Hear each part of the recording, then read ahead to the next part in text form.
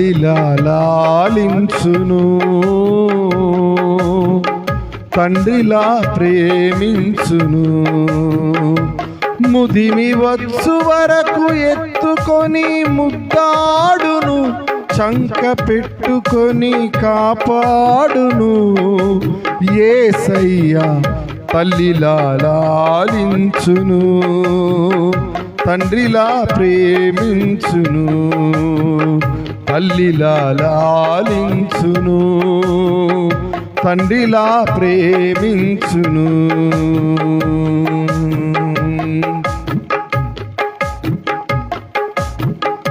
స్తోత్రం.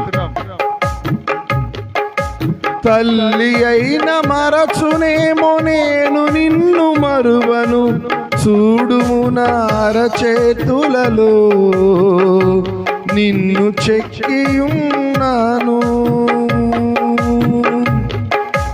తల్లి అయిన మరచునేమో నేను నిన్ను మరువను, చూడుము నా అరచేతులలో నిన్ను చెక్కియున్నాను.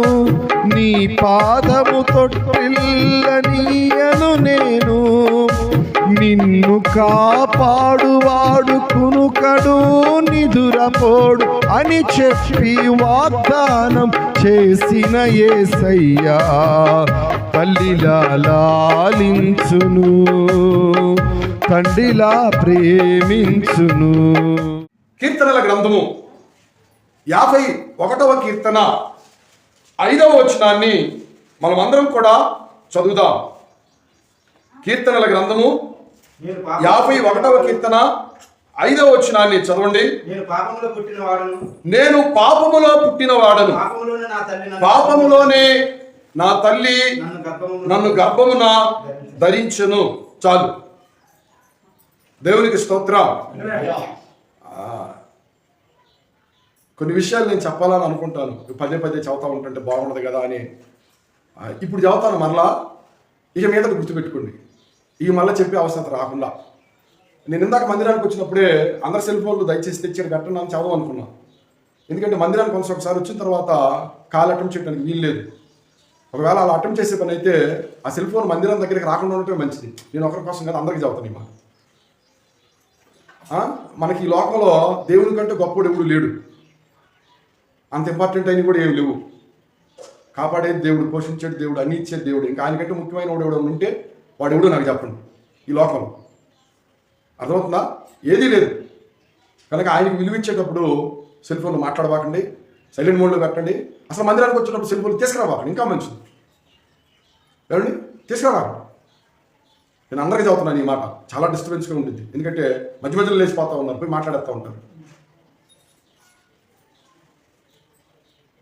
దేవునికి స్తోత్రం. హల్లెలూయా. రైట్. దావీదు వారి తల్లి గురించి చెబుతా ఉన్నాడు ఈ మాట. ఎవరైనా మీ అమ్మగారి గురించి మీరు ఏం చెబుతారు అని అడిగారు అనుకోండి, మా అమ్మ చాలా మంచిదండి, మా అమ్మ అట్లాంటిదండి, మా అమ్మ ఇట్లాంటిదండి, ఏవో కొన్ని మంచి సంగతులు చదువుతారు. ఎస్పెషల్లీ మదర్స్ డే రోజు అయితే ఏమండి ఇంకా ఏవో కొన్ని సంగతులు చెబుతూ ఉంటారు. ఈరోజు నేను ఒక పోస్ట్ చదివాను, ఈరోజు రాత్రి చదివాను. ఏమన్నాయంటే ఓ ఎత్తి పెట్టాడు, నువ్వు తిన్నా తినకపోయినా మాకు అన్నం పెట్టావు, నువ్వు నిద్రపోయినా పాకపోయినా అహర్నిశలో మేము కంటిన్యూ నిద్రపోయేటట్లుగా నువ్వు చేశావు, నువ్వు ఎన్ని బాధలు పడ్డావో ఏమో మాకైతే బాధ లేకుండా చేశావు, నువ్వు ఎన్ని కష్టాలు పడ్డావేమో మాకైతే కష్టాలు మా దరి జరగకుండా చేశావు, అమ్మ ఓ అమ్మ నిజంగా నీ ప్రేమ ఎంత గొప్పదని చెప్పేసాను అని ఇలా ఏవో కొన్ని విషయాలు రాశాడు. నాకు బాగా తెలిసినటువంటి వ్యక్తే, తెలిసినటువంటి తల్లి. నాకు చాలా సంతోషం అనిపించింది. నిజమే కదా, ఆ తల్లి ఏ బిడ్డలైనా సరే తాను కష్టపడైనా బిడ్డలకు కష్టం రాకూడదని చెప్పేసి నేను కోరుకునేది కదా అని చెప్పేసానని. దావీదుని నీ తల్లి గురించి చెప్పబోయా అని చెప్పానంటే దావీదు అంటాడు, నేను పాపములోనే పుట్టాను, నా తల్లి కూడా పాపములోనే నన్ను కనినది అని చెప్పని అంటున్నాడు. ఈ మాట మనం చదువుకుంటున్నప్పుడు నా ప్రియ సహోదరి, నా ప్రియ సహోదరుడా, దేవుని వాక్యం పొరపాటును కూడా మనకి ఏ ఒక్కరికి కూడా అపార్థము కాకూడదు. ఇదేమిటి, దావీదు తన తల్లి గురించి మాట్లాడుతూ పాపములోనే నా తల్లి గర్భమును ధరించిందని చెప్పని అంటున్నాడు. అంటే దావీదు తల్లి ఏమైనా పాపము చేసిందా అని చెప్పానని పొరపాటును కూడా అర్థం చేసుకోకూడదు. పాపములోనే నా తల్లి నన్ను గర్భమును ధరించినది అని చెప్పాను అన్నాడే గాని పాపముతోనే నా తల్లి నన్ను గర్భమును ధరించినది అని చెప్పలేదు దావీదు. ఎందుకు పాపములో? జాగ్రత్తగా దేవుని వాక్యాన్ని మనం విందాము. ఏమండి, మనకు తెలిసినటువంటి విషయాలు ఏమిటాయంటే భార్యాభర్తల యొక్క కలయిక లేకపోతే సంగమము అనేటువంటిది పాపమా అని చెప్పని అనుకుంటే ఎన్నటికీ కూడా పాపము కాదు. ఏమండి, భార్యాభర్తల యొక్క కలయిక అనేటువంటిది, తల్లిదండ్రుల యొక్క కలయిక అనేటువంటిది పాపమా అని చెప్పారంటే నిస్సందేహంగా పాపము కాదు. తల్లిదండ్రుల యొక్క కలయిక అనేటువంటిది పాపము కాదు. అలాగే ఏమండి, హెబ్రీ పత్రికలు అంటాడు పాన్పు అనేటువంటిది నిష్కలంకంగా ఉండాలి, అంటే ఏ కలంకం లేకుండా ఉండాలి అని చెప్పనని హెబ్రీ పత్రికలో రాయబడినటువంటి మాట. ఏమండి, కనుక భార్యాభర్తల కలయిక పాపం కాదు, మరి పాన్పు నిష్కలంకమైనటువంటిది అయినప్పుడు దావీదు తన తల్లిని గురించి మాట్లాడుతూ ఎందుకు పాపములోనే నా తల్లి నన్ను గర్భమును ధరించినది అని చెబుతున్నాడయా అంటే క్రీస్తునందు పిల్లరా, పాపముతో కాదు, పాపములోనే. ఆ పదం మనకు అర్థం కావాలి. ఏమండి, పాపముతోనే నా తల్లి నన్ను గర్భము ధరించినది అంటాం లేదు, పాపములోనే. ఎందుకు దావీదు ఈ మాట, ఈ పదము, ఈ విషయం చెబుతున్నాడయ్యా అంటే తన గురించి తాను దావీదు ఆలోచన చేస్తున్నాడు. తన గురించి ఆలోచన చేసుకున్నప్పుడు తనకి ఎవరు జ్ఞాపకం వచ్చారయ్యా అంటే వాళ్ళ అమ్మగారు జ్ఞాపకం వచ్చారు. ఏమండి, దావీదు ఎందుకు తన గురించి తాను ఆలోచన చేస్తున్నాడయ్యా అంటే దావీదు అంతకుముందు ఒక దుష్కార్యాన్ని చేశాడు, ఒక చెడ్డ పనిని చేశాడు. ఏమిటా చెడ్డపడయ్యా అంటే బత్షెబా, ఊరియా భార్య అయినటువంటి బత్షెబా పరాయి వాని భార్యతో దావీదు సంబంధం పెట్టుకున్నాడు. ఏమండి, ఆ విషయాన్ని నాతాను అనేటువంటి ప్రవక్త వచ్చి నువ్వు చేస్తుంది తప్పు, నువ్వు జరిగిస్తుంది తప్పు, దానికి పర్యావసానం చాలా ఘోరంగా ఉండిద్ది అని చెప్పనని దావీదుని నాతాను ప్రవక్త వచ్చి హెచ్చరించాడు. అప్పుడు దావీదు తన గురించి తాను ఆలోచన చేసుకుంటున్నాడు. నిజమే కదా, నేను ఆ పని చేయకూడదు కదా, అలాంటి పని జరిగించకూడదు కదా, పరాయి వాని భార్య కదా, నా భార్య కాదు కదా, మరి నేను ఎందుకు ఇంత దుష్కార్యానికి నేను లోనయ్యాను, అసలు దీనికి కారణం ఏమిటి అని దావీదు ఆలోచన చేస్తే దావీదుకి ఏం జ్ఞాపకం వచ్చిందయ్యా అంటే తన శరీరం జ్ఞాపకం వచ్చింది. ఈ శరీరమే కదా నన్ను ఈ చెడ్డ కార్యానికి పురుగొల్పింది, ప్రేరేపించింది. ఏమండి, ఈ శరీరమే కదా నన్ను ఈ దుష్కార్యానికి, ఈ చెడ్డ కార్యానికి నన్ను ఉసుగొల్పింది, ప్రేరేపించింది. మరి ఇటువంటి చెడ్డ కార్యము, ఇటువంటి దుష్కార్యము, ఇటువంటి పాపపు కార్యము చేయడానికి హేతు ఏమిటయ్యా అంటే ఈ శరీరము. మరి ఈ శరీరాన్ని ఎవరిచ్చారు? నా తల్లే కదా. ఈ శరీరాన్ని ఎవరిచ్చారు? నా తల్లే కదా. మరి ఆమె శరీరము, ఆమెది కూడా పాపపు శరీరమే. ఏమండి, ఈ శరీరాన్ని గురించి మనం ఆలోచన చేసినట్లయితే ఈ శరీరం ఏ శరీరం అయ్యా అంటే పాపపు శరీరము. పాపపు ఏ శరీరం? రోమీయులకు రాసిన పత్రిక 6వ అధ్యాయము 6వ వచనం చదవండి. రోమీయులకు రాసిన పత్రిక 6వ అధ్యాయము 6వ వచనం చదవండి. రోమీయులకు రాసిన పత్రిక 6వ అధ్యాయం 6వ వచనం. పాపమునకు దాసులము కాకుండానట్లు పాప శరీరము శరీరాన్ని గురించి మాట్లాడుతూ చెప్పరా, ఏ శరీరము? పాప శరీరము. ఏమండి, ఈ శరీరం యొక్క గుణం, ఈ శరీరం యొక్క స్వభావం, ఈ శరీరం యొక్క లక్షణం గురించి మాట్లాడుతూ ఇది పాపపు శరీరం అని బట్టే కదా నేను ఆ దుష్కార్యానికి ఒడిగట్టింది. మరి ఈ శరీరం ఎక్కడి నుంచి వచ్చింది? నా తల్లి గర్భంలో నుంచి వచ్చింది. అందుకే పాపములోనే నా తల్లి నన్ను గర్భమును ధరించినది అని చెప్పని అంటున్నాడు. అండి, ఈ శరీరం పాపపు శరీరం. అందుకే మీరు చూడండి, ఈ శరీరం ఎప్పుడు కూడా ఏం కోరుకునిద్ది అంటే మనిషిని పాపము వైపుకే నడిపిస్తా ఉండిద్ది. అందుకే మీరు ఈ రోజుల్లో అంటే టీవీలో చూపించే విషయాలు లోకంలో జరిగే సంగతులు నేను చెప్తున్నాను. భర్తలు ఉండి కూడా కొంతమంది భార్యలు ఎందుకు ఏమంటే చెడ్డ త్రోవలకు, చెడ్డ విషయాలకు వెళ్తారయ్యా అంటే ఈ శరీరం పాపపు శరీరం కాబట్టి దీనిని జయించలేక భార్యలు ఉండి కూడా ఎందుకు తప్పుడు త్రోవలకి వెళ్తారయ్యా అంటే ఈ పాపపు శరీరాన్ని జయించలేక. అంటే వీళ్ళ మనస్సు గుణపడే మనస్సు కాదు. వీళ్ళ మనస్సు గుణపడేటువంటి మనస్సు కాదు. అందుకే ఈ శరీరం పాపపు శరీరము. ఏమండి? అందుకే యేసుక్రీస్తుని గురించి కూడా మాట్లాడుతూ ఏమండి రోమీయులకు రాసిన పత్రిక 8వ అధ్యాయం 14వ వచనం చదవండి. 8వ అధ్యాయం 14వ వచనం. దేవుని ఆత్మచేత ఎందరో నడిపించబడుతురో, క్షమించాలి 4వ వచనం, 8వ అధ్యాయం 4వ వచనం.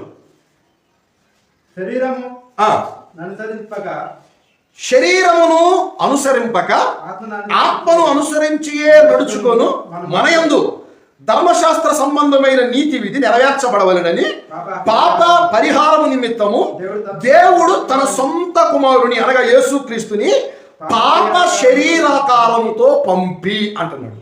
తండ్రత తన ప్రియ కుమారుణ్ణి ఈ లోకంలోనికి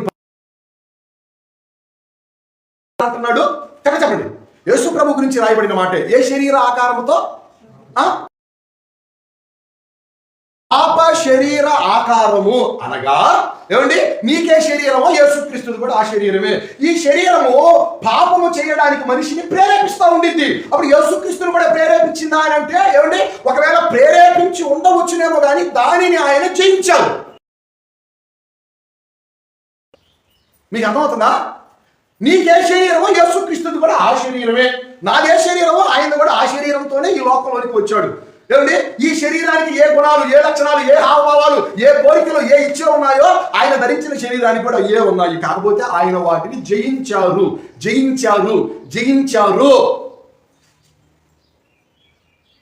ఏమండి, ఆయన వాటిని ఏం చేశారు? జయించారు. అది దావీదు జయించలేదు. అంతే, దావీదు జయించలేదు. ఎందుకంటే ఈ శరీర ఆకారంతో నేను పుట్టాను కాబట్టి, ఈ శరీరంలో నేను ఉన్నాను కాబట్టి, ఈ శరీరమే నన్ను ఆ స్థితికి ప్రేరేపించింది కాబట్టి దానిని జ్ఞాపకం చేసుకుంటూ పాపములోనే నా తల్లి నన్ను గర్భమును ధరించింది అని చెప్పాను అంటున్నాడు. ఇది పాపము శరీర ఆకారము అని చెప్పాను అంటున్నాడు. ఏమండి, తల్లి పాపం చేసిందని కాదు దాని అర్థం. ఆ శరీర ఆకారాన్ని గురించి దావీదు ఏమండి గ్రహించిన వాడై ఆ మాట పలుకుతున్నాడు. ఇప్పుడు నేను మీకు తల్లుల యొక్క గొప్పతనాల గురించి నేను మీతో పంచుకుంటాను. దేవునికి స్తోత్రం కలుగునుగా. హల్లెలూయా. తల్లి అనగానే మనకి ఏం జ్ఞాపకం వచ్చింది? మీరందరూ టకటకమని చెప్పండి. మీ అమ్మగారి పేర్లు నేను అడగట్లేదు. మీ అమ్మగారి గురించి అనగానే నీ జ్ఞాపకం వచ్చి ఒక మంచి మాట మైమరాజు, మీ అమ్మగారి గురించి నీకేం జ్ఞాపకం వచ్చింది? అమ్మని చూసావా? ఏ వయసు ఎప్పుడు మహిళలోకి వెళ్ళి ఉంటారు? 12 ఏళ్ళు. Okay, so nice. 12 ఏళ్ళు దేవా తల్లి ప్రేమ మంత్రిగా ఏం జ్ఞాపకం వచ్చింది అప్పుడు? ఏదో ఒకటి నువ్వే తల్లి అనగా నీకేం జ్ఞాపకం వచ్చింది? త్వరగా చెప్పు. ఇదేంది అమ్మ అనగానే మీ అమ్మగారు జ్ఞాపకం వస్తారు కదా. అప్పుడు మా అమ్మని తలుచుకోగానే నాకేం జ్ఞాపకం వచ్చింది? మా అమ్మ ప్రేమ. ఇది ఇప్పుడు కూడా తిన్నవా తినలేదా ఎవరు అడుగుతారండి అన్నిసార్లు? తల్లి అడిగిద్దా? మరి ఆ విషయం ఇందాక గడిపోయింది. అదేగా నేను కూడా అడుగుతుంది మిమ్మల్ని. అడుగుతుంది. రైట్. తల్లి అనగానే ప్రేమ జ్ఞాపకం రావచ్చు, మమకారం జ్ఞాపకం రావచ్చు, ఆప్యాయత జ్ఞాపకం రావచ్చు, అనురాగం జ్ఞాపకం రావచ్చు. అయితే ఒక విషయం మనం గమనించండి క్రీస్తునుకున్నారా, తల్లే కానివ్వండి, తండ్రే కానివ్వండి, ఈ ప్రేమ ఇవన్నీ కూడా దేవుడు తన స్థానంలో వారిని నిలవబెట్టాడు. దేవుడు ఏమై ఉన్నాడయ్యా అంటే ప్రేమ స్వరూపై ఉన్నాడు. మరి ప్రేమ స్వరూపి అయినటువంటి దేవుడు ఆ ప్రేమని వివిధమైన రూపాలలో వివిధమైన వ్యక్తులు అందించే విధంగా ఈ లోకంలో మానవునికి అందుబాటులో పెట్టాడు. అందులో ఒక భాగమే తల్లి చూపించేటువంటి ప్రేమ. దేవునికి స్తోత్రం. ఎంతమందికి అర్థమైంది నా మాట? ఎంతమందికి అర్థమైంది? తల్లి రూపంలో. ఇప్పుడు తల్లిలో ఉన్నటువంటి శ్రేష్టమైనటువంటి కొన్ని లక్షణాలు, కొన్ని గుణాలను నేను మీతో పంచుకుంటాను. జాగ్రత్తగా దేవుని వాక్యాన్ని ఆలకించాలి, వినాలి. నెంబర్ 1, దినవృత్తాంతాల గ్రంథము చదవండి ఆ మాటలు. మొదటి గ్రంథము 4వ అధ్యాయము 9వ వచనము. దినవృత్తాంతాల మొదటి గ్రంథము 4వ అధ్యాయము 9వ వచనము.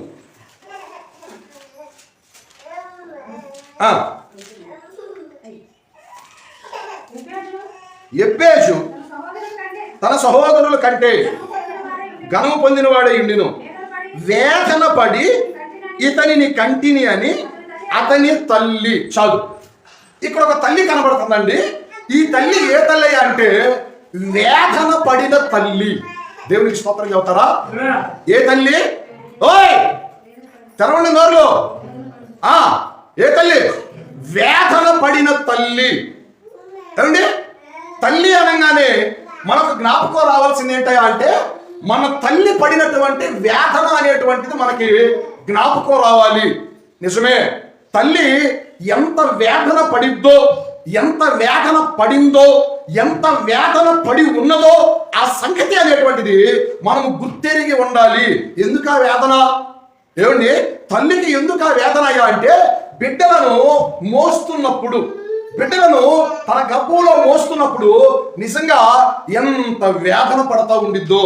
ఎందుకయ్యా అంటే, గర్భమున పడినటువంటిది మొదలుకొని ఏమండి పిండము ఎదుగుతా ఉన్నప్పుడు, ఆ బరువు పెరుగుతా ఉన్నప్పుడు గర్భంలో ఒక్కొక్క శరీర భాగం ఆ పిండం ఎదుగుతా ఉంటుంటే ఆ శరీర భాగాలన్నీ కూడా, తల్లి కడుపులో ఉన్నటువంటి శరీర భాగాలన్నీ కూడా ఏమండి ఆ పిండానికి చోటు ఇవ్వడానికి అవన్నీ కూడా సర్దుకుంటా ఉంటాయి అంట.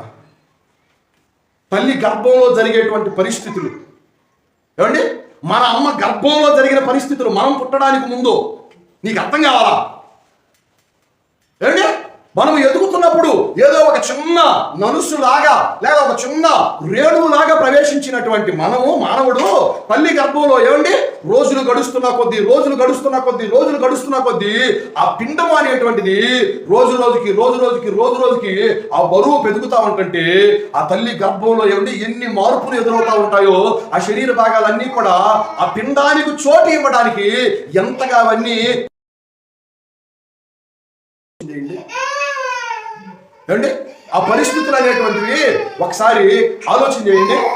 అంత మాత్రమే కాదు, తల్లి నవమాసాలు ఏమండి ఆ నవమాసాలు మోస్తున్నప్పుడు ఆ బరువును మోస్తూ ఏమండి ఎంతగా అల్లాడిపోతా ఉండిద్దో అది తల్లి యొక్క ప్రేమ.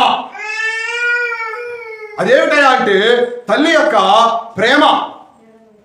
నేను మరొక మాట కూడా జ్ఞాపకం చేస్తాను. ఇంకోటి ఏంటంటే అంటే, తల్లి తన బిడ్డను కనేటప్పుడు ఆ ప్రసవ వేదన ఏమండి, తల్లి బిడ్డను కనేటప్పుడు ఆ ప్రసవ వేదన అనేటువంటిది చాలా గొప్పదిగా కనబడతా ఉంటుంది. దేవునికి స్తోత్రం, హల్లెలూయా. చెప్పాలి హల్లెలూయా.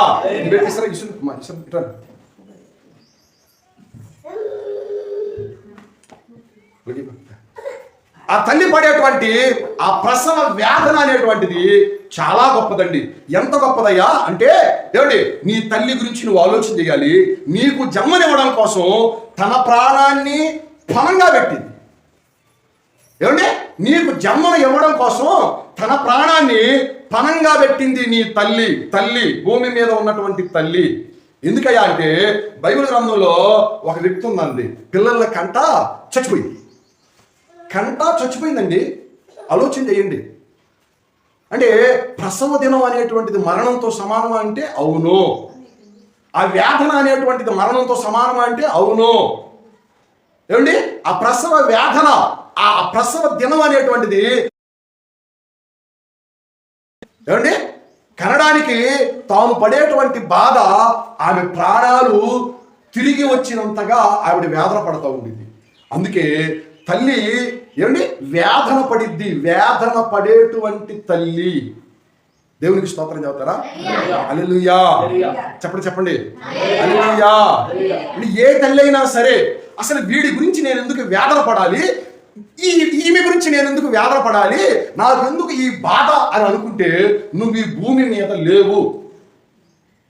ఏమండి నేను ఈ భూమి మీద లేను, మనం ఈ భూమి మీద లేము.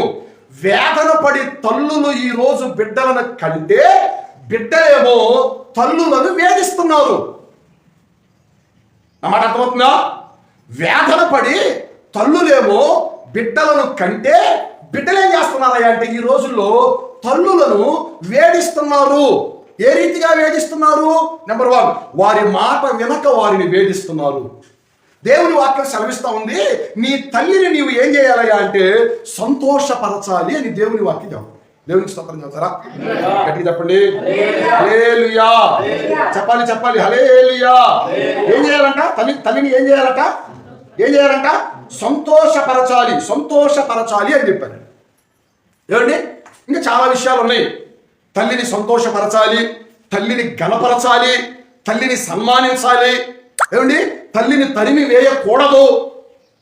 ఏమండి, వాళ్ళ మాట వినాలి, వాళ్ళకి భయపడాలి. ఇవన్నీ కూడా చాలా రెఫరెన్స్లు ఉన్నాయి. ఎన్ని చెప్పుకుంటా పోతే మిమ్మల్ని సాయంత్రం దాకా కూర్చోబెట్టగలను. ఏమండి, ఆమెను సంతోషపరచాలి, ఆమెకు భయపడాలి, ఆమె మాట వినాలి, ఆమెకు లోబడాలి. ఏమండి, వాళ్ళని గణపరచాలి, వాళ్ళని సన్మానించాలి. ఈ విషయాలు చెబుతున్నప్పుడు ఎంతమంది తల్లిదండ్రులను సంతోషపరుస్తున్నారు, ఎంతమంది తల్లిని గణపరుస్తున్నారు, ఎంతమంది తల్లిని ఏమండి సన్మానిస్తున్నారు, వారి మాటకి భయపడుతున్నారు. ఎంతమంది భయపడుతున్నారు? ఏమండి, ఎంతమంది భయపడుతున్నారు? దేవుని వాక్యం సెలవిస్తుంది, యేసుక్రీస్తు ప్రభువట ఆయన తన తల్లిదండ్రులకు లోబడి బ్రతికెను అని రాయబడింది. ఏమండి,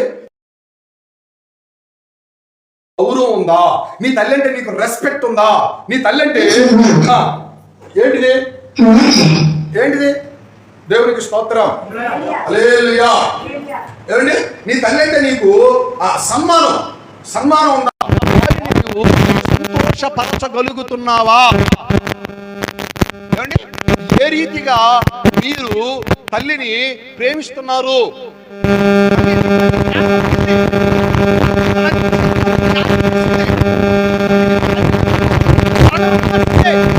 ఈ బిడ్డ నాకు కావాలి అని కోరుకుంది, మరణానికి కూడా సిద్ధపడింది. నిన్ను భూమి మీద జన్మించడానికి నీ ఎడల త్యాగం చేసి, మరి నీవేం చేస్తున్నావు? నీ తల్లి అంటే నీకు అసలు గౌరవం ఉందా? భయం ఉందా? మరి నీ తల్లిని సన్మానిస్తున్నావా? కనపరుస్తున్నావా?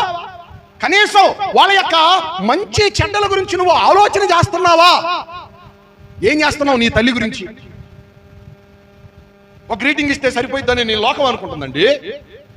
ఏమండి, ఒక గ్రీటింగ్ ఇస్తే సరిపోయిద్ది, ఒక పోస్ట్ పెడితే సరిపోయిద్ది అని చెప్పనని లోకం అనుకుండొచ్చు. తల్లి అంటే వేదన పడేది. తమ్ముడా, చెల్లా, నీ తల్లి నిన్ను భూమి మీద తేవడానికి తన ప్రాణమే త్యాగం చేయడానికి సిద్ధపడితే, మమ్మ మా నాన్న భారం అనే మాట ఎత్తకూడదు. ఆ మాట నోటికి కూడా రానియకూడదు. తల్లిదండ్రులు ఇంటికి వస్తే ఎవ్వరు కూడా నిజాలు మనం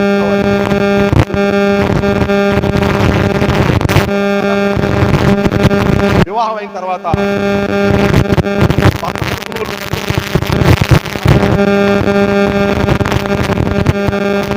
బాగా తెలిసినట్టుంది.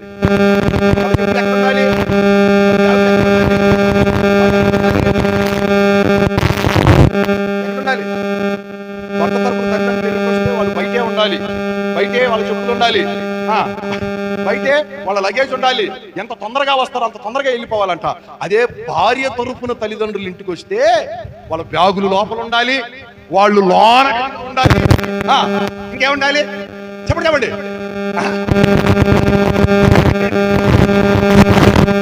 ఒకరిని తప్పు చేసి మామూలుగా లోకంలో జరిగేటువంటి సంగతులు ఈ అయ్యగారుల కన్నా అర్థం కావాలి. ఏంటిదయ్యా అంటే, నా భార్య వాళ్ళ అమ్మా నాన్న వచ్చినప్పుడు ఎంత బాగా చూసుకుంటా ఉంది, మరి మా అమ్మా నాన్న వచ్చినప్పుడు కూడా అదే విధంగా ఉండాలి కదా.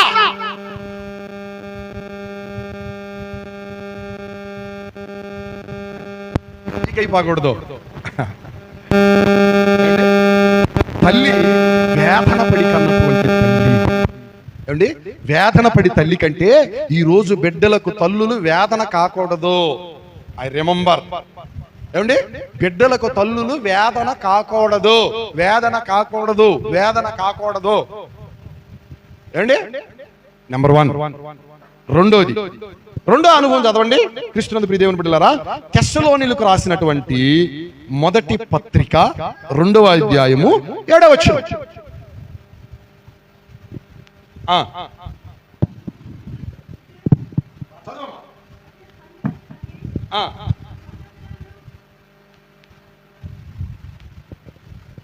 ఇక్కడ మరొక అనుభవం కనపడుతుంది.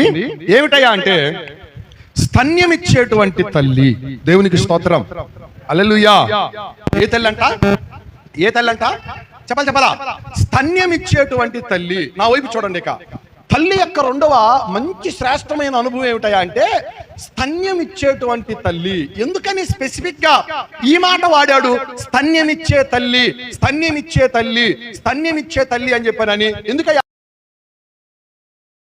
ఒకటి స్తన్యమిచ్చే తల్లులు, స్తన్యమిచ్చిన తల్లి. రెండవది మేబీ ఒకవేళ మారు తల్లులో లేదా పెంపుడు తల్లులో ఉంటారు, అది వేరే విషయం. స్తన్యమిచ్చేటువంటి తల్లి యొక్క గొప్పతనం ఏంటో నేను మీతో పంచుకుంటాను అండి. అంటే తన పాలను తన బిడ్డకు ఇచ్చేటువంటి తల్లి అని చెప్పాను ఏమండి. తన పాలను తన బిడ్డకు ఇచ్చేటువంటి తల్లి ఏమండి. స్తన్యము తల్లి బిడ్డకిచ్చేటువంటి క్రమంలో ఒక మధురమైనటువంటి అనుభవం ఉందండి. ఏమిటి ఆ మధురమైనటువంటి అనుభవం అయ్యా అంటే నెంబర్ 1, తన శక్తి, తన బలము అంతా కూడా ఆ బిడ్డకి ఆ తల్లి ధారపోస్తుంది. మీకు అర్థం కాలేదు? మన ఇటీవల దేవుని సేవకురాలు బలహీనతకు గురైంది, బాగా బలహీనతకు గురైంది. ఒక డాక్టర్ని ఇంటికి పిలిపించాను. ఆయన గారే వచ్చేదన్న ట్రీట్మెంట్ ఇస్తాడేమని ఇంటికి పిలిపించాను. అప్పుడు ఆయన నన్ను అడిగిన మాట ఏంటయ్యా అంటే, ఆ పిల్లవాడు తల్లిపాలు తాగుతున్నాడండి అని అడిగాడు. నేను అన్నాను, అవునండి తాగుతున్నాడు, ఇప్పుడు కూడా 17 నెలలు 18 నెలలు తాగుతున్నాడు అని. అప్పుడు ఆయన ఏమన్నాడయ్యా అంటే, వెంటనే ఆపేపియండి అని అన్నాడు. ఆపేపియండి, ఇక ఇవ్వద్దని చెప్పండి అని అన్నాడు. నేను అడిగాను, వై, ఎందుకు అని చెప్పానంటే, అప్పుడు అతను అంటున్నాడు, తల్లికి వీక్ అయిపోతుంది, తల్లి బాగా వీక్ అయిపోతుంది, సగం ఆ బలహీనత కూడా ఉందేమో, కనుక ఇక ఆపేయండి, భోజనం తింటున్నాడు కదా, ఇంకా ఎందుకులేండి ఆపేపియండి అని చెప్పానని ఆయన అంటున్నాడు. అంటే ఒకవేళ నేను ఆ మాట 1-2 సార్లు నేను అన్నాను సేవకురాలతో, ఇంకొద్దులే వాడికి పాలు ఇచ్చేది ఎందుకులే, అడపదడపగా ఈ డైలీ ఇచ్చే ప్రయత్నం చేయబాకు, వాడికి ఎక్కువగా ఫుడ్ రూపంలోనే పెట్టడానికి ప్రయత్నం చేయని చెప్పేశారని నేను అన్నా సరే నా మాట వింటే కదా. ఎందుకయ్యా అంటే అది తల్లి ప్రేమ ఏమండి, అది తల్లి ప్రేమ. ఒకవేళ చెప్పినా గానీ, బలహీన పడ్డా గానీ, బలహీనతకు లోనైనా గానీ, శరీరం సరిగా సహకరించకపోయినా గానీ, తన బిడ్డకు మాత్రం ప్రతి తల్లి కూడా ఏమండి తన పాలను ఇచ్చుకొని, తన స్తన్యాన్ని ఇచ్చుకొని తన బిడ్డను పెంచుకోవడానికే ఇష్టపడిద్ది ప్రతి తల్లి. నా టీవీని ఓన్లీ ఒకరు కాదు, ప్రతి తల్లి కూడా చేసే పని అదే. దేవునికి స్తోత్రం చెబుతారా? హల్లెలూయా, హల్లెలూయా. ఏమండి, తాను నీరసించిపోతున్నా, తాను బలహీనంగా ఉన్నా, ఇంకొకసారి నేను చెబుతాను, నువ్వు సరిగ్గా తినటం లేదు, తిననప్పుడు పాలు ఎట్లా వస్తా ఉంటాయి, సరిగ్గా తిను అని నేను అన్నా, తినకపోయినా కానీ బిడ్డకు మాత్రం పాలు ఇచ్చుకుంటా ఉంటాను. సమర్పణ రాజు తల్లులు చూడండి, తినకపోయినా గాని ఏమండి, తాను తినకపోయినా గాని తన బిడ్డకు మాత్రం పాలు ఇవ్వడానికే ప్రయత్నం చేసింది. నేను బలహీనంగా ఉన్నాను కదా, నాకు ఆరోగ్యం సరిగా లేదు కదా అని చెప్పి తల్లి ఆలోచన చేయటంలా. ఏమండి, ఎంతటి ప్రేమ లేదా ఎంతటి త్యాగము ఒకసారి ఆలోచన చేయండి. దేవునికి స్తోత్రం, హల్లెలూయా. ఏమండి, స్తన్యము ఇచ్చేటువంటి తల్లి.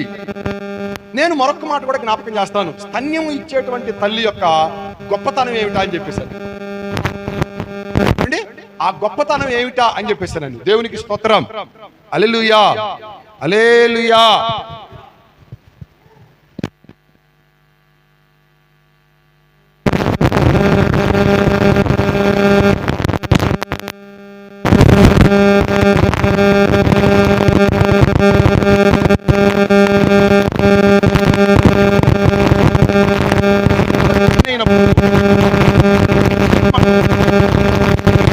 పాలే ఇవ్వండి, వేరు పాలు పట్టబాకండి, డబ్బా పాలు పట్టబాకండి, మీ పాలే ఇవ్వండి.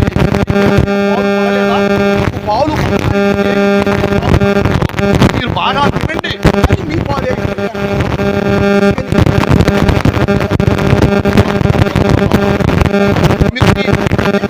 ఇంతటితో పాటు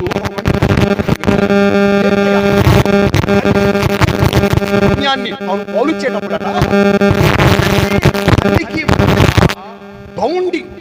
బౌండింగ్ అంటే బంధం, సంబంధం అనేటువంటిది పెరుగుతా ఉండిద్ది. మీకు అర్థమైందా? బిడ్డకి తల్లికి మధ్య ఆ బౌండింగ్, ఆ సంబంధం అనేటువంటిది పెరుగుతా ఉండిద్ది. తల్లి స్పర్శ, తల్లి శ్వాస, ఏమండి, తల్లి యొక్క స్మెల్, ఏమండి, ఆ బౌండింగ్ అనేటువంటిది ఆ బిడ్డకి ఆ తల్లికి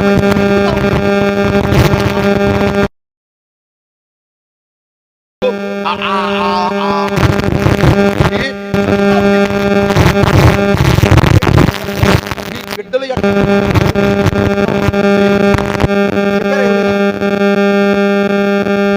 మీరు ఎప్పుడైనా గమనించారు? మీ పిల్లలు పాలు తాగేటప్పుడు ఏం చెప్తా ఉంటారు?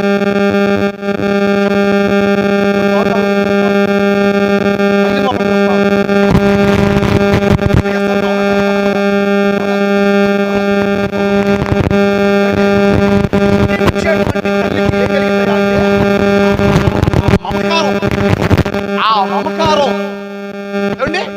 ఆ ఫీలింగ్, ఆ ఆప్యాయత, ఆ మమకారం, స్తన్యం ఇయ్యనటువంటి తల్లులు కూడా ఉన్నారు. ఆ తల్లి ఎలా ఉండిద్దో నేను మీకు చెబుతాను. ఏమండి, ఆ తల్లి ఎలా ఉండిద్దా అంటే, ఒక ఇద్దరు వ్యక్తులు ఉన్నారు. వాళ్ళిద్దరు బిడ్డలు నాకు అన్నారు, పండుకున్నారు, పక్కలో వేసుకొని పండుకున్నారు ఇద్దరు పిల్లలు.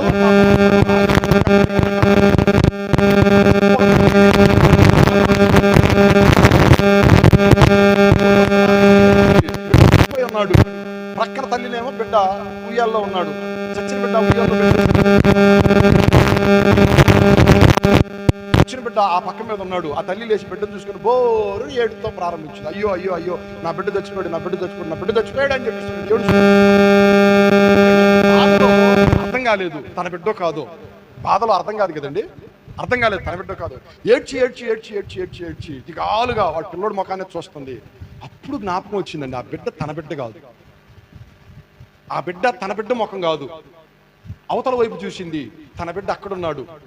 అండి, ఇక ఇద్దరు తల్లులకు వాదన కలిగింది. ఆ బ్రతికున్న బిడ్డ నా బిడ్డ అంటే నా బిడ్డ అని చెప్పేశారని రాజుగారి దగ్గరికి తీసుకొని వెళ్ళారు. రాజుగారు ఇద్దరు వాదన, నీది అంటే నీది, నాది కాదు. బ్రతికి ఉన్న బిడ్డనేమో ఏమండి నా బిడ్డ అంటే నా బిడ్డ అనుకుంటా ఉన్నారు. ఏం చేయాలో అర్థం కాక రాజుగారు కత్తి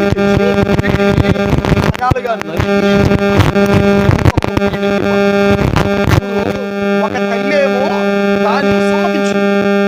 అవును నరకండి, ఆ బతుకున్నాడు కూడా నరకండి, చేసగం చేసి అని సమ్మతించింది. ఒక తల్లి మాత్రం దానికి సమ్మతించలేదు. ఏం చేయలేదు? దానికి సమ్మతించలేదు.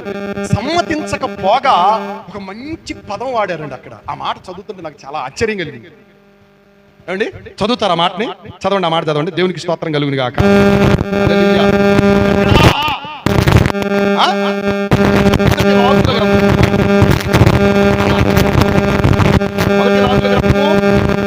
ఎన్నో అధ్యాయం? 6వ వచనం.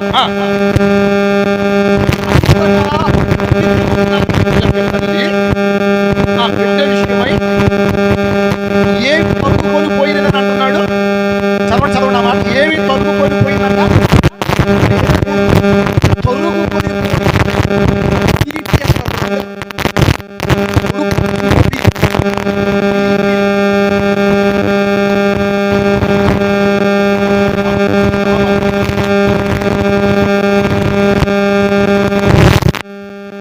తల్లి లేదు.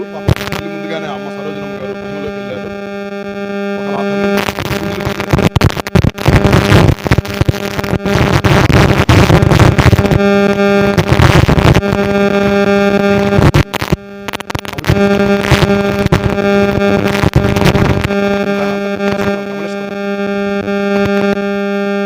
గుండెల్లో ఆ వేదన, ఆ బాధ ఏ తల్లికైనా సరే, ఏ తండ్రికైనా సరే అనకండి అని చెప్పారంటే,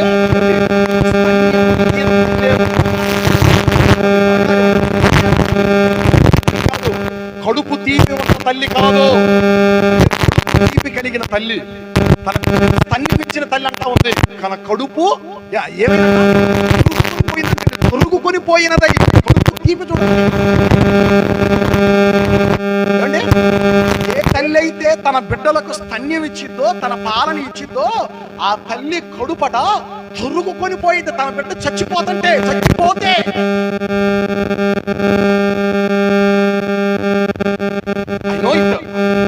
బాధ ఏమండి, నేను చూశాను ఎంతమంది తల్లులు ఏమండి వారి బిడ్డలను పోగొట్టుకున్నప్పుడు వారు ఆ బాధ నుంచి బయటికి రావడానికి రోజులు నెలలు సంవత్సరాలు బహుశా ఆ తల్లి అనుకోవచ్చు, ఆ తండ్రి అనుకోవచ్చు, నీ చేతుల మీదుగా మేము సాగనంపబడాలని మేము అనుకున్నాం, కానీ ఇప్పుడు నిన్ను మేము సాగనంపాల్సి వస్తుంది అని చెప్పనని ఆ బిడ్డల నిమిత్తం ఎంత వేదన పడతారో. స్తన్యం ఇచ్చేటువంటి తల్లి ప్రాణం, తల్లి గుండె, తల్లి మనస్సు, తల్లి కడుపు ఏమండి తరుగుకొని పోయిద్దండి, తరుగుకొని పోయిద్ది. తమ్ముడా, నీకు పెళ్లి కాకముందు చిన్న బాధ వస్తే ఇప్పుడు నీ భార్య ఎంత బాధపడిద్దో నాకు తెలియదు, కానీ నీ తల్లి ఎంత బాధపడి ఉండిద్దో. ఏమంటే నీకు ఒక రోగం వచ్చి తగ్గకపోతే, నీకు ఒక బలహీనత వచ్చి తగ్గకపోతే, తాను కడుపు మార్చుకొని ఏమండి ఏం తింటే మళ్ళీ ఏ రోగం వచ్చి పైన పడిద్దో నీకు అని చెప్పానని తన కడుపు మార్చుకొని నిన్ను గొప్పవాడిని చేసింది. నీకు రోగం వస్తే తాను అల్లాడిపోయింది, నీ తల్లి తన కడుపు తొరుక్కొని పోయింది. ఆ తల్లి ప్రేమ నీకు అర్థం కావాలా?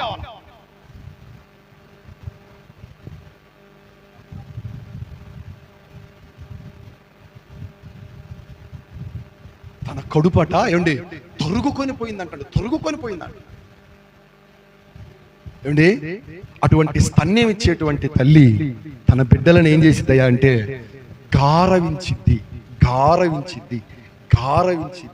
ఏం చేసిద్ది చెప్పండి, ఏం చేసిద్ది చెప్పండి, ఏం చేసిద్ది? గారవించిద్ది. నోరు ఏం చేసిద్ది? గారవించిద్ది. గారెలు కాదు అంటే గారవించటం అంటే ఏంటి? నువ్వు ఎన్ని తప్పులు చేసినా, నువ్వెంత తప్పు నీ తల్లి వెనకేసుకునే వచ్చి. నమ్ముతారా? నమ్మరా? ఎంతమందిని చూశానండి నేను, నా చిన్నప్పటి నుంచి చూస్తున్నానండి. ఏంటి ఇద్దరు పిల్లలు ఆడుకుంటున్నారు, ఒకడు పిల్లవాడిని కొట్టాడు, బాగా వాడికి రక్తం వస్తుంది, కొట్టినోడు ఇంటికి పరిగెత్తాడు. ఏమండి ఆ తల్లిదండ్రులు ఇంటికి వచ్చారు, మీ పిల్లవాడు ఎట్టు కొట్టాడమ్మా అని చెప్పాను. ఆ తల్లి ఏం చేసిందో తెలుసా? వాడిని సాసి కొడితే ఆడవాడికి దెబ్బ తగిలిద్దని ఎట్టబెట్టి ఎందుకు కొట్టావు నానా ఎట్టు పడుతుంది. వాడికి దెబ్బ తగిలిద్దా? ఎట్టు మూసి కొడితే తగిలిద్దా? ఏమండి రాత్రి సేవకురాలు అంటుంది, నిన్న వాడిని కొట్టాను, బాగా కోపం వచ్చింది, వాడి నీళ్ళ కాపు దగ్గర పోయి ఆడుకుంటా ఉన్నాడు, కొట్టాను, వాడికి వాతలు పడ్డాయి, నా చెయ్యి వాతలు పడ్డాయి, నాకు బాధ అనిపించింది అని అంటుంది. ఏంటంటే నాకు చాలా బాధ అనిపించింది అని చెప్పాను అంట. తల్లి స్వభావం ఏమిటయా అంటే బిడ్డలని గారవించటం. అందుకే మీరు చూడండి, ఒక కుటుంబంలో బిడ్డలను ఎక్కువ తండ్రి మందలిస్తాడే కానీ తల్లి ఎక్కువగా మందలించదు, వెనకేసుకుని వచ్చింది. ఏం కాదులేండి, ఏమైతుందిలేండి, మహిమరాజ్ అంతేనా? తండ్రి ఏమంటాడు? వాడికి బెత్తం పెట్టాల్సిందే, వాడిని పట్టాల్సిందే, వాడికి బుద్ధి రాదు, వాడికి రా అని తండ్రి అంటా ఉంటాడు. కానీ తల్లి అలా కాదు, ఏం కాదులే అని చెప్పానని. ఏ తల్లి అయినా సరే కారణం ఏంటయ్యా అంటే తల్లి బిడ్డలను గారవించిద్ది. దేవునికి స్తోత్రం చెబుతారా? హల్లెలూయా. మీకు ఏమర్థమైంది చెప్పండి? మీకు అర్థమైందా? మీకు అర్థం కాలేదా? మా నాన్నగారు నన్ను బాగా కొట్టేవాడు, మా అమ్మ నన్ను ఎప్పుడూ కొట్టలేదు. నా జీవితంలో స్టిల్ నౌ ఇంత వయసు వచ్చిన తర్వాత కూడా నేను చెప్పే మాట ఏంటంటే, మా నాన్నగారు ఏమండి సంవత్సరం క్రితం చనిపోయారు, అప్పటిదాకా కూడా ఆల్మోస్ట్ కొట్టేవారు, తిట్టేవారు. మా అమ్మ ఏ రోజు కూడా మమ్మల్ని కొట్టలేదు, ఏ రోజు కూడా కొట్టలేదు. ఎన్నోసార్లు చెప్పాను, మరలా చదువుతున్నాను. నాకు ఎక్కువగా మా నాన్నగారంటేనే ఎక్కువ ఇష్టం, కొట్టినా సరే ఎక్కువ ఇష్టం, తిట్టినా సరే ఎక్కువ ఇష్టం. ఎందుకని ఏంటి మా అమ్మ గారాబం చేసేది, నన్ను వెనకేసుకునే వేళల్లో ఇంటికి చేరినా సరే మా నాన్న కోపంగా ఎదురు చూసేవాడు, మా అమ్మ సముదాయించి. నాన్న అన్నం పెట్టొద్దు అనేవాడు. ఏమండి అమ్మ ఏదో ఒక చాటు నుంచి అయినా సరే అన్నం ప్లేట్, భోజనం ప్లేట్ దగ్గరికి తెచ్చిచ్చేది. ఏమండి నాన్న నిప్పులు చెరిగేవాడు, తల్లి ఏమో తన ఆప్యాయతని కనపరిచేది. కారణం ఏంటయ్యా అంటే తల్లి తన బిడ్డలను గారవిస్తుంది. స్తోత్రం చెబుతారా? హల్లెలూయా. మీకు అర్థమైందా? అండి మీ కుటుంబంలో మీ అమ్మగారు మీ నాన్నగారితో మీరు ఉన్నప్పుడు ఎన్నిసార్లు మీ అమ్మగారు నిన్ను వెనకేసుకుని వచ్చారో, ఎన్నిసార్లు దెబ్బలు పడాల్సిన సమయంలో నీ తల్లి అడ్డుపడి ఆపుతా వచ్చిందో. ఏమండి శిక్షలు అనేటువంటివి నీ మీద పడకుండా వాటిని ఆపిందో. తల్లి స్వభావం ఏమిటాయి అంటే స్తన్యమిచ్చేటువంటి తల్లి తన బిడ్డలను ఏం చేస్తుందంట? గారవిస్తుంది, గారవిస్తుంది. దేవునికి స్తోత్రం చెబుతారా? హల్లెలూయా. ఏమండి? హల్లెలూయా. మరొక మాట నేను మీకు జ్ఞాపకం చేస్తాను. ఆ మాట చదవండి. యెషయా గ్రంథం 66వ అధ్యాయం 11వ వచనం. యెషయా గ్రంథము 66.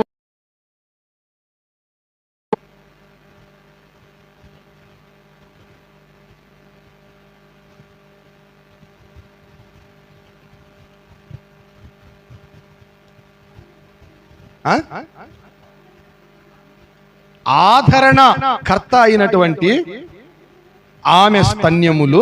చాలు. తల్లి యొక్క స్తన్యముల గురించి మాట్లాడుతూ ఏమంటున్నాడయ్యా అంటే, ఆ స్తన్యములట ఆదరణకు సాదృశ్యంగా కనబడుతున్నాయి. మీకు అర్థమయ్యే భాషలో నేను చెబుతాను. పిల్లవాడు బాగా ఏడుస్తూ ఉంటాడండి, కుక్కబట్టి ఏడుస్తూ ఉంటాడు.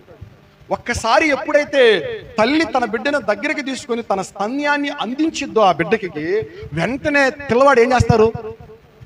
ఏడ్పుని ఏం చేస్తాడు? ఆపేస్తాడు. అంటే వాడు ఏడ్పును ఆపటానికి ఒక ఆదరణగా ఆమె స్తన్యము నిలుస్తా ఉన్నది. ఏమండి? తల్లి యొక్క స్తన్యముల గురించి మాట్లాడుతూ ఆదరణకు సాదృశ్యముగా ఉన్నది అని అంటున్నాడు.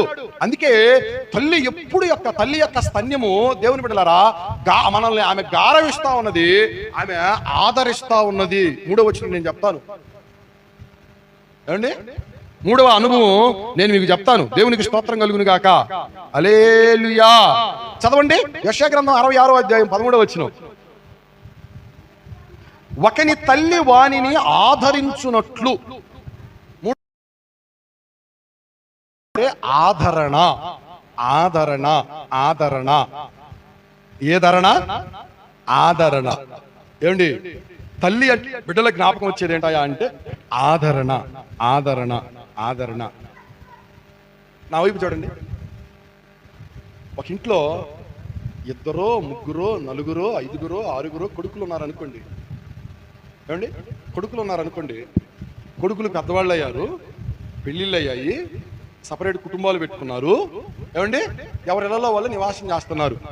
భార్యాభర్తల మధ్య పెళ్ళిళ్ళైన కొడుకులు భార్యాభర్తల మధ్య ఏవో కొన్ని చిన్న చిన్న కీచులాట్లు వచ్చాయి. సహజంగా వస్తాయి కదా కీచులాట్లు వచ్చాయి. అప్పుడు భార్య ఖచ్చితంగా కలిగి కూర్చునిద్ది. భార్య వండదు, భార్య పెట్టదు. ఏమండి? భార్య దిర్రుగా మూతి బిగబట్టి కూర్చుంది. ఈ విషయం తల్లికి తెలిసింది. కొడుకు యొక్క కుటుంబంలో చిన్నపాటి ఏవో కీచులాట్లు వచ్చాయని చెప్పాను. ఏమండి? బిడ్డ ఇంటికి వచ్చాడు తల్లి దగ్గరికి. అమ్మా అంట పలకరిస్తా, అమ్మా అంట ఇంటికి వచ్చాడు. ఏమండి? తల్లి మొట్టమొదటి అడిగే పదం ఏంటి చెప్పండి?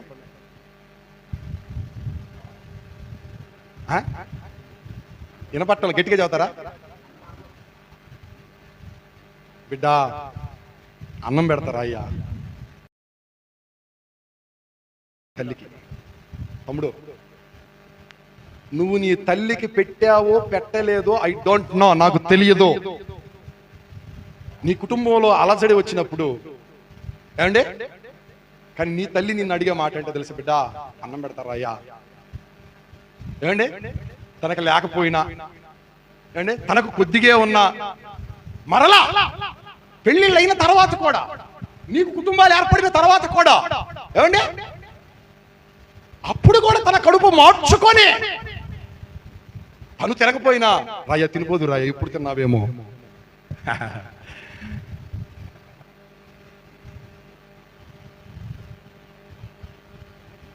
తల్లెట తన బిడ్డలను ఏం చేస్తుంది?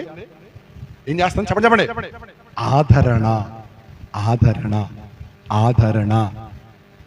అండి, ఒకని తల్లి వానిని ఏ రీతికైతే ఆదరించిద్దో, ఆదరణ చూడాలి అంటే దేవుని బిడ్డలారా తల్లి దగ్గరే మనం చూడాలి. అండి ఎందుకయ్యా అంటే తల్లి ఆదరించినట్లుగా నిన్ను అర్థం చేసుకునేది తల్లే. ఏమండి? నిన్ను అర్థం చేసుకునేది తల్లే. నువ్వు ఏ తప్పు చేసినా సరే, ఏమండి నిన్ను ఆదరించేది కూడా తల్లి. కోప్పడ్డా, చిరాకు పడ్డా, ఏమండి మరలా నిన్ను ఆదరించేది ఎవరయ్యా అంటే తల్లే. నాకు బాగా తెలిసినటువంటి ఒక కుటుంబం అండి. ఏమండి ఒక్కతే కుమార్తె వాళ్ళు అనుకోలేదు, వాళ్ళు ఊహించలేదు, వాళ్ళు ఎక్స్పెక్ట్ చేయలేదు. ఆ పాప కూడా కొద్ది చదివే చదువుతూ ఉంది. ఒక రోజున సడన్గా ఆమె ఇంట్లో కనపడటం లేదు. ఏమండి, వాకప్ చేశారు. అమ్మ ఏమైపోయింది, అమ్మ ఏమైపోయింది, అమ్మ ఏమైపోయింది అని వాకప్ చేశారు. లేదు, ఇంట్లో లేదు. అమ్మ ఎక్కడికి పోయిందని చెప్పేసారు, వాకప్ చేశారు. బంధువులకి ఏమైనా వెళ్ళిందని చెప్పేసారు, అక్కడ లేదు. చిట్ట చివరికి తెలిసింది ఏందయ్యా అంటే, ఆ పాప ఒకరిని ఇష్టపడి ఆ వ్యక్తితో వెళ్ళిపోయింది అనేటువంటి వార్త తెలిసింది. ఆ తల్లి గుండె పగిలిపోయింది, తండ్రి గుండె పగిలిపోయింది, చాలా బాధపడ్డారు, వేదన పడ్డారు. ఏమండి, ఆ తర్వాత ఓ చోట వారు ఉన్నారు అనేటువంటి సంగతి తెలిసింది. ఫలానా ఏరియాలో ఆ కూతురు వార్త తెలిసింది. తండ్రి అన్నాడు, నా కూతురు చచ్చిపోయిందని నేను అనుకుంటాను, ఇక నా ఇంటి గడప కూడా తొక్కడానికి వీల్లేదు అని చెప్పేసానండి. చాలా కోపంగా, చాలా ఆవేశంగా, ఏమండి చిరుబుర్రులాడిపోయాడు. ఇక బహుశా వాళ్ళు ఆ సమయంలో కనబడితే ఆయనే చంపుతాడేమనేటువంటి ఆ భావనలో అతను కనబడతా ఉన్నాడు. ఈ మీకెలా తెలుసు అని మీరు అడగవాకండి, ఎందుకంటే నా కళ్ళ ముందు జరిగినటువంటి వాస్తవాలు కాబట్టి నేను చెబుతున్నాను. కానీ తల్లి అయితే బాధపడింది 1-2 రోజులు. 3వ రోజు నా దగ్గరకు వచ్చిందండి. నా దగ్గరకు వచ్చి ప్రార్థన అవసరత కోరిందండి. అయ్యా, నా బిడ్డ పోయిందయ్యా ఎక్కడికో, తిరిగి రావాలి అని చెప్పానని మీరు ప్రార్థన చేయండి అయ్యా అని చెప్పింది. ఆవిడ ఒక అన్యురాలు అండి. బిడ్డ తిరిగి రావాలి అని చెప్పానని ప్రార్థన చేయండి అయ్యా అని చెప్పాను. ఇప్పుడు నేను అన్నాను, ఏమో మీరు ఏమైనా బాధపడుతున్నారా అంటే, లేదయ్యా, ఆయన బాగా కాపాడుతున్నాడు. ఏమండి, కన్నపేక్ కదయ్యా, నా కూతురు కదయ్యా, ఏమండి నా బిడ్డ రావాలయ్యా నేను ప్రార్థన చేశానండి. మా ఎక్కడున్నా సరే త్వరలోనే మీ బిడ్డలు మీ దగ్గరికి వస్తారు, మీరు ధైర్యంగా ఉండండి అని ప్రార్థన చేశాను. ఏమండి, దేవుని మహాకృప, వాళ్ళు తిరిగి వచ్చారు. చక్కగా ఇప్పుడు వాళ్ళు ఆ తల్లి, ఆ వద్దు అన్నటువంటి ఆ మామ, ఏమండి వాళ్ళకి అండగా నిలవబడి చక్కగా వాళ్ళు ఇప్పుడు ఒక వ్యాపారం చేసుకుంటా చక్కగా వర్ధిల్లుతా ఉన్నారు. దేవునికి స్తోత్రం చెప్పండి. హల్లెలూయా. తండ్రి ఏమన్నాడయ్యా అంటే, చచ్చింది అనుకుంటా నేను, నా ఇంటికి గడప కూడా తప్పొద్దని. తల్లి ఏం కోరుకుందో తెలుసా? ఏమండి, నేను మోసాను కదా నా బిడ్డ, ఎట్లా వదులుకోగలను? ఏమండి, ఒకవేళ పొరపాటు చేసింది, అయినా సరే నేను కాకపోతే ఎవరు అర్థం చేసుకుంటారు తనని, ఎవరు ఆదరిస్తారు తనని? ఏమండి, నేను కాకపోతే ఎవరు తనని అర్థం చేసుకోగలరు? అందుకే తల్లి ఆదరణ అనేటువంటిది గొప్పదండి, గొప్పది. నిన్ను అర్థం చేసుకోవాలన్నా, నీ పరిస్థితిని అర్థం చేసుకోవాలన్నా, నీకు కావలసినటువంటి ఆ ఆప్యాయత ప్రేమ దక్కాలన్నా ఎవరి దగ్గరయ్యా అంటే తల్లి దగ్గరే. నువ్వెన్ని గారాబాలు పోయినా తల్లి దగ్గరే, నువ్వెన్ని ఆటలాడినా తల్లి దగ్గరే. ఎందుకయ్యా అంటే ఆమె నిన్నేం చేసిద్ది? చెప్పండి. ఆమె నిన్నేం చేసిద్ది? ఆదరించింది. దేవునికి స్తోత్రం చెబుతారా? హల్లెలూయా. ఏమండి, నా తల్లి ఎన్నిసార్లు నన్ను ఆదరించిందో, ఏమండి ఎన్ని దినాలు నన్ను ఆదరిస్తా ఉండిద్దో, స్టిల్ నౌ, ఈ రోజు కూడా ఆమె యోగక్షేమాల గురించి మేము ఏం ఆలోచన చేస్తాం ఈ రోజు కూడా. ఏమండి, తాను కలిగిన దానిలో నుంచి ఎక్కడ దూరంగా బిడ్డున్నాడు అని చెప్పి, గొప్పది. అటువంటి తల్లిని, ఆ రుణాన్ని మనం ఎలా తీర్చుకోగలమంటే, సరే ఆలోచించండి. అలాంటి తల్లి యొక్క రుణాన్ని ఒక రోజుతో ఆ రుణం తీర్చుకోగలమా, లేకపోతే ఒక కార్యక్రమం చేసి ఆ రుణాన్ని తీర్చుకోగలమా? వాళ్ళ జీవితాన్ని, వాళ్ళ ఆస్తిపాస్తుల్ని, వాళ్ళ ఆరోగ్యాన్ని అన్నిటినీ ధారపోస్తుంది తల్లి. చాలాసార్లు చెప్పి మరలా చెప్పాలి, తల్లిదండ్రులను ముదుసలి వయసులో నెగ్లెక్ట్ చెయ్యబాకండి, పిచ్చి సాకులు చెప్పబాకండి. కొంతమంది తెలివిగా చెబుతా ఉంటారు, ఏమని తెలుసా? ఏమని? మా అమ్మకి ఏం వయసు అయిపోలేదండి, మా అమ్మకి శక్తి ఉందండి, పని చేసుకోగలిగిద్ది లేండి. పిచ్చి సాకులు చెప్పబాకండి ఎవరు కూడా.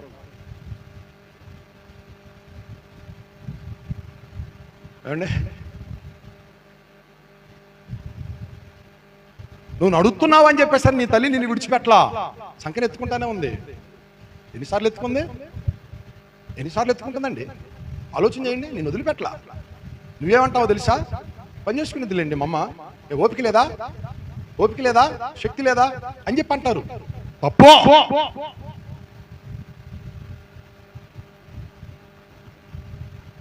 వాళ్ళ రుణాన్ని మనం తీర్చలేము.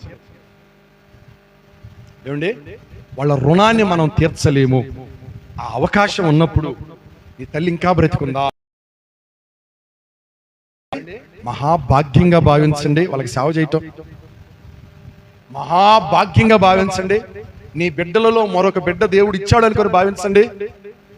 ఏమండి, మరొక మాట, కోడళ్ళగా ఉన్నటువంటి వారు కూడా అబ్జెక్షన్ చెప్పబాకండి. నీ భర్త బతికొండాలంటే నువ్వు అబ్జెక్షన్ చెప్పబాకు. ఈ పదం మీకు అర్థమైంది, అర్థం కాలేదో? బైబిల్ చెప్తాను, నేను చెప్పడం లేదండి. మళ్ళీ వేరుగా అనుకోబాకండి, అయ్యగారు ఏం తిట్టంటున్నాడని చెప్పానని. తల్లిదండ్రులను నిర్లక్ష్యపరిస్తే వాళ్ళు మధ్యలోనే వాళ్ళ కన్ను లోయ కాకులు పీకి వేసిద్దని వాక్యం చెబుతుంది. తల్లిదండ్రులను పట్టించుకోని వారు, నిర్లక్ష్యపరిచేవారు, అవమానించేటువంటి వారు, వారి కన్ను అంట ఏం చేసిద్ది? చెప్పండి, ఏం చేసిద్ది?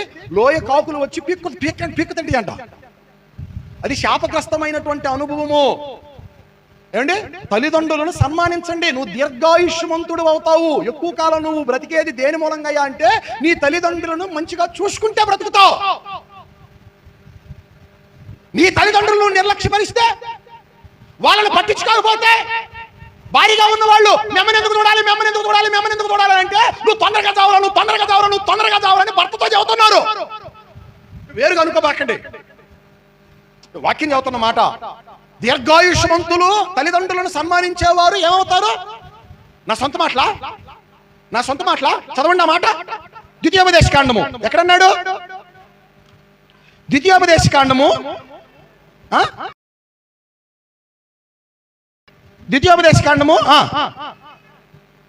చదువు, మా మాట చదువు.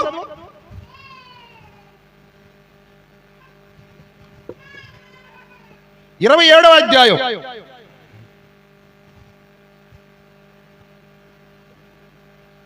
క్షమించాలి, 5వ అధ్యాయం 16వ వచనం. ద్వితీయోపదేశకాండం 5వ అధ్యాయం 16వ వచనం. నీకు అనుగ్రహించు దేశంలో నీవు దీర్ఘాయుష్మంతుడవగునట్లు, నీకు క్షేమము కలుగునట్లు నీ దేవుడైన యెహోవా నీకు అనుగ్రహించిన, ఆజ్ఞాపించిన నీ తండ్రిని తల్లిని సన్మానించు.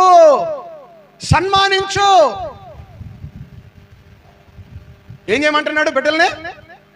నువ్వు దీర్ఘాయుష్మంతుడు అయ్యేటట్లుగా, నీవు మేలు కలిగేటట్లుగా నీ తల్లిని నీ తండ్రిని సన్మానించు, ప్రేమించు, గౌరవించు, పోషించు, సంరక్షించు. నీకు దీర్ఘాయువు, నీకు మేలు. ఇప్పుడు వాళ్ళని సన్మానించకపోతే, వాళ్ళని గౌరవించకపోతే, వాళ్ళ మంచి చెడ్డలు పట్టించుకోకపోతే ఏం కలిగింది?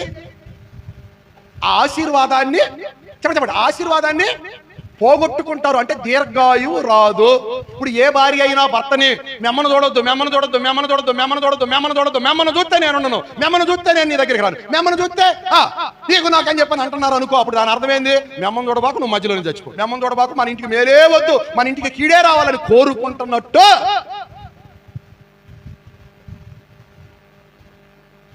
తల్లిదండ్రులను కాకపోతే ఇంకెవరిని చూడాల్సిందే? ఇంకెవరినంటే చూడాల్సింది?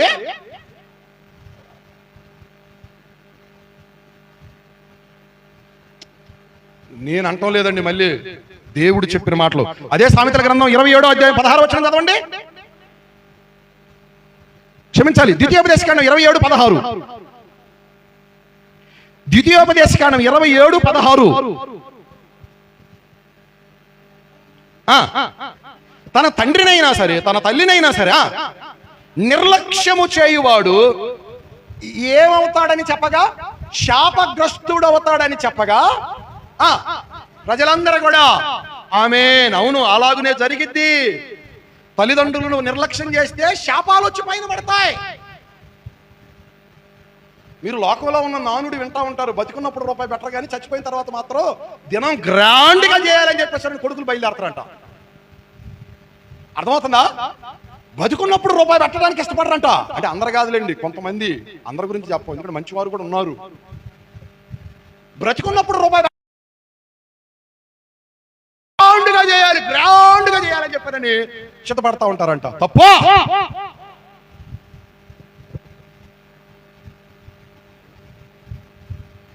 నీ తల్లి నీ తండ్రి ముదిమి యందు వాళ్ళని ఏం చేయకూడదు? నిర్లక్ష్యం చేయకూడదు. నిర్లక్ష్యం అండి. ఒక మాట నన్ను అడిగినవ్వండి, తమ్ముడు నిన్నే నీ చేతులతో మీ అమ్మగారికి ఒక మంచి చీర కొని ఎన్ని సంవత్సరాలు అయింది చెప్పు? ఒకవేళ నీ తల్లి ఉంటే నీ తల్లికి, నీ తండ్రి ఉంటే నీ తండ్రికి, నీ చేతులతో నీ తల్లికే నీ తండ్రికే ఒక మంచి చీర కొని లేదా ఒక మంచి వస్త్రాలు కొని ఎన్ని సంవత్సరాలయ్యింది? నీ బిడ్డలకు కొత్త వస్త్రాలు కొంటావు, తప్పు లేదు. నీ భార్య కొత్త బట్టలు, తప్పు లేదు. నీకు కొత్త కొత్త వస్త్రాలు, తప్పు లేదు. మరి నీ తల్లి అసలు కొన్నావు ఎప్పుడైనా? ఆ అనుభవం ఉందా? ఏమండి, నీకు ఎన్ని గుడ్డలు కొనిచ్చిందో పాపం పిచ్చి తల్లి, ఎన్ని గుడ్డలు కొనిచ్చిందో నీకు ఆమె కష్టార్జితం పెట్టి.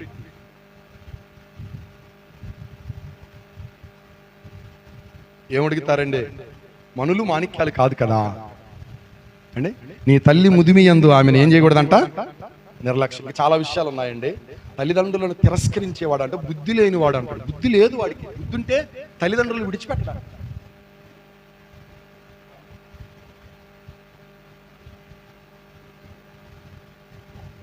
మన తల్లి గొప్పతనం ఏంటో మనం ఎరిగి ఉండాలి. ఆ రుణం మనం తీర్చుకోలేం.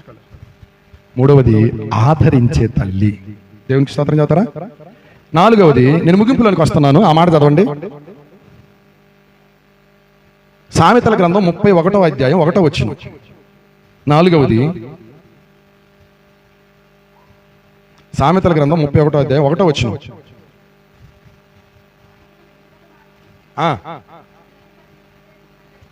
అతని తల్లి అతనికి ఉపదేశించిన నాలుగవ అనుభవం ఏమిటా అంటే ఉపదేశించే తల్లి. స్తోత్రం చదువుతారా?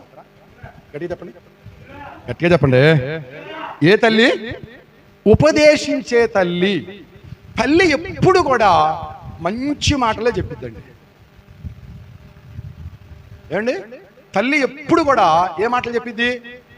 ఏమండి, మంచి మాటలే చెప్పిద్ది. అంటే చెడ్డ మాటలు చెప్పేవాళ్ళు కూడా ఉన్నారా అని అంటే ఉన్నారు, వాళ్ళు కూడా కొంతమంది. అది బైబిల్ గ్రంథంలో కూడా ఉన్నారు వాళ్ళు. ఒక తల్లి వాళ్ళ అమ్మాయి దగ్గరికి వస్తే ఏమండి, వాళ్ళ అమ్మాయితో చదువుతా ఉంది, మమ్మీ నేను బాగా డ్యాన్స్ చేస్తాను, డ్యాన్స్ గిఫ్ట్ ఇస్తారంట. ఏ గిఫ్ట్ తీసుకాను అని చెప్పాను అడిగి. అప్పుడు ఆ తల్లి ఏం చెప్పాలా? ఏమండి, మనిషి తలకాయ కావాలని కోరుకమ్మా అంది. నిజం. ఎవరు? యోహాను తల కావాలి అని కోరుకోమంటుంది ఒక తల్లి. అంటే చెడ్డ ఉపదేశం చేసే వాళ్ళు ఉన్నారంటే ఉన్నారు, నేను వాళ్ళ గురించి ప్రస్తావించను. కానీ తల్లి ఎప్పుడు కూడా బిడ్డలకి మంచి ఉపదేశమే చేసేది. ఉపదేశించే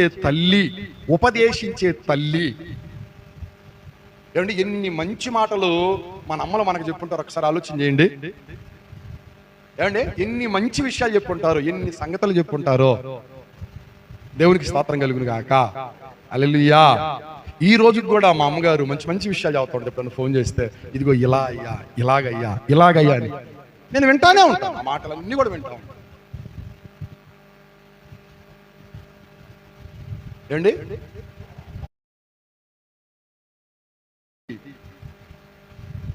ఉపదేశించే తల్లి, ఉపదేశం ఇచ్చే తల్లి, ఉపదేశించవలసిన తల్లి. నేను ఇంకొక మాట చదువుతాను. ఏ బిడ్డలకైనా సరే, ఇవిందో వాళ్ళ కొడుకైనా కూతురైనా, ఏమండి, తల్లి ఒడే మొదటి పాఠశాల, తల్లి ఒడే విశ్వవిద్యాలయం, తల్లి ఒడే జ్ఞాన సంపదక నిలయం. తల్లే చెప్పాలి అన్నిటినీ, తల్లే బోధించాలి మంచేంటో చెడేంటో, what is right what is wrong.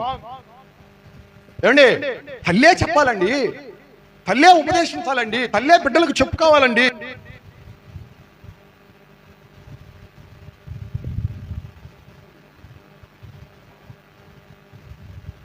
ఆ తల్లి ఏమిటయ్యా అంటే దేవుని సంఘము. ఎట్లా చదువుతారా? గలతీయులకు రాసిన పత్రిక చదవండి ఆ మాటలు. 4వ అధ్యాయం 26వ వచనం. ఈ మాటతో నేను ముగిస్తాను. చదవమ్మా. అయితే పైనున్నటువంటి యెరూషలేము స్వతంత్రముగా ఉన్నది, అది మనకు ఏంటిది చెప్పలా, అది మనకు మాట్లాడుతున్నాడు అండి. పైనున్నటువంటి యెరూషలేము స్వతంత్రముగా ఉన్నది, దేనికి కూడా దాసిగా బంధించబడినటువంటి స్థితిలో లేదు. ఈ పైనున్నటువంటి యెరూషలేము మనకు తల్లి అంటున్నాడు. ఏండి తల్లి. అందుకే దేవుని సంఘము అనేటువంటిది తల్లి లాంటిది. తల్లి యెరూషలేమును గురించి పోల్చుచు తల్లి అంటున్నాడు. ఆ యెరూషలేము ఏమిటయ్యా అంటే దేవుని యొక్క సంఘమే, నూతన యెరూషలేం.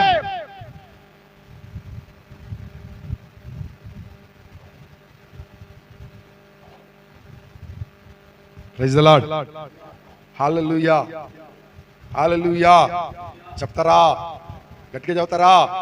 గట్టిగా చదువుతారా? ఈ తల్లి ఆదరించిద్ది, హక్కును చేర్చుకునిద్ది, ఆప్యాయతని కనబరిచిద్ది. ఏమండి, ఈ తల్లి మమకారాన్ని చూపించిద్ది, తన స్తన్యాన్ని ఇచ్చిద్ది. Praise the lord. హల్లెలూయా. దేవుని సంఘము ఏమండి, శబ్దపడుతున్నటువంటి వధువు సంఘము, నూతన యెరూషలేం సాదృశ్యముగా ఉన్నటువంటి సంఘం.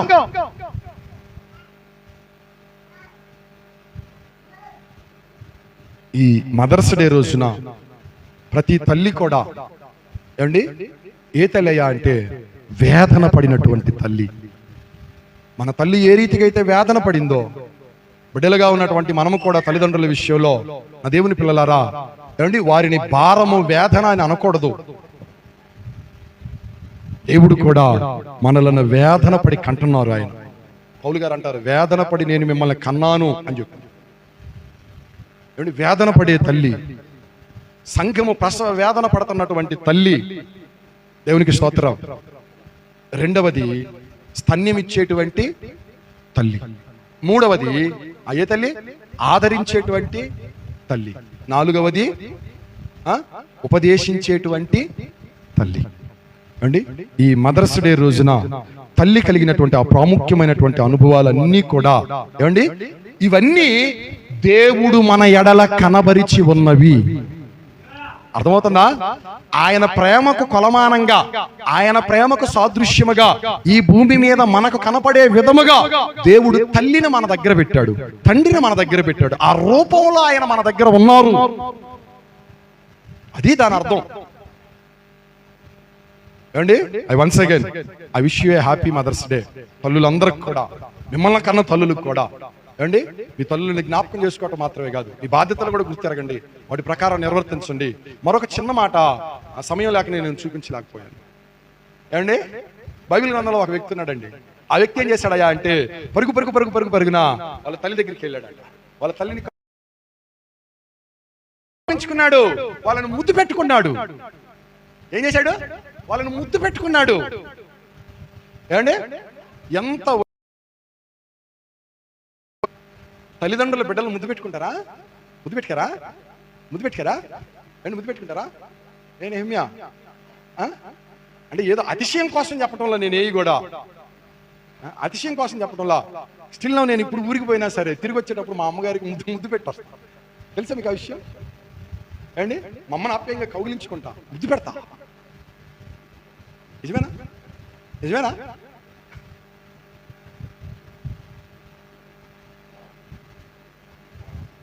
ఏదున్నా వాళ్ళు ఉన్నప్పుడే మనం ఏది చేయగలిగిన ఏమండి కనుక మీ తల్లులను మీరు ఆప్యాయంగా ప్రేమించుదురుగాక, గౌరవించుదురుగాక, ఏమండి వాళ్ళ విలువ తెలుసుకొని మీరు మసలు కొందురుగాక. ఏమండి దేవునికి స్తోత్రం. కళ్ళు మూసుకుందాం, ప్రార్థించుదాం. కళ్ళు మూసుకుందాం, ప్రార్థించుదాం. చెప్పబడిన వాక్యం నిమిత్తం మన మధ్యలో సహోదరుడు మహిమరాజు ప్రార్థన చేస్తారు. మహిమరాజు ప్రార్థన చేస్తారు. చెయ్యాలి, ఏకీభవించండి.